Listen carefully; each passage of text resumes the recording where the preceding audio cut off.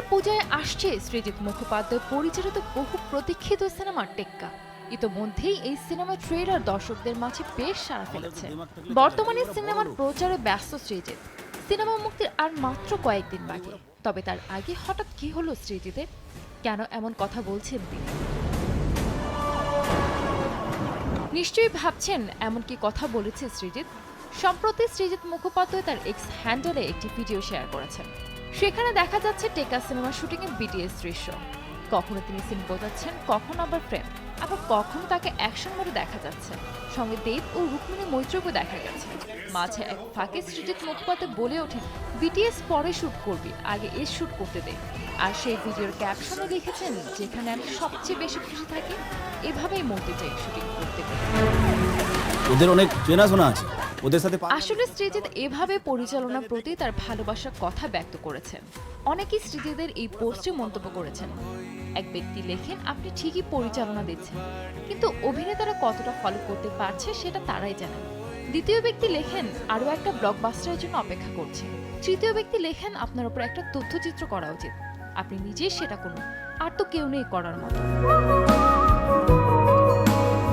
তবে এই ব্যস্ততার মধ্যেই সময় বের করেছেন নিজের পরবর্তী সিনেমা সত্যি বলে সত্যি কিছু নেই এর জন্য। সিনেমার শুটিং শেষ হয়ে গেছে। শেষ দিনের শুটিং এর একটি ঝলক সমাজ মাধ্যমে শেয়ার করেছিলেন তিনি। এবার সেই সিনেমার ডাবিং এর পালা। টেক্কার প্রচারের মাঝে কৌশিক গঙ্গোপাধ্যায়ের ডাবিং সারলেন সৃজিত। সংবাদ মাধ্যমকে সৃজিত জানান, টেক্কা নিয়ে ব্যস্ততা চলছে। তার মাঝে একটা ফাঁকা দিন পেয়েছিলেন, তাই কৌশিক গঙ্গোপাধ্যায়কে নিয়ে ডাবিংটা সেরে ফেলেছেন।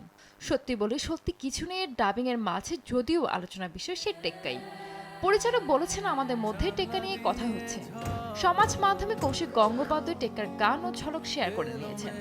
সিনেমাটাকে সব দিক থেকে সমর্থন করছেন। এটা নিয়ে তিনি খুবই উত্তেজিত।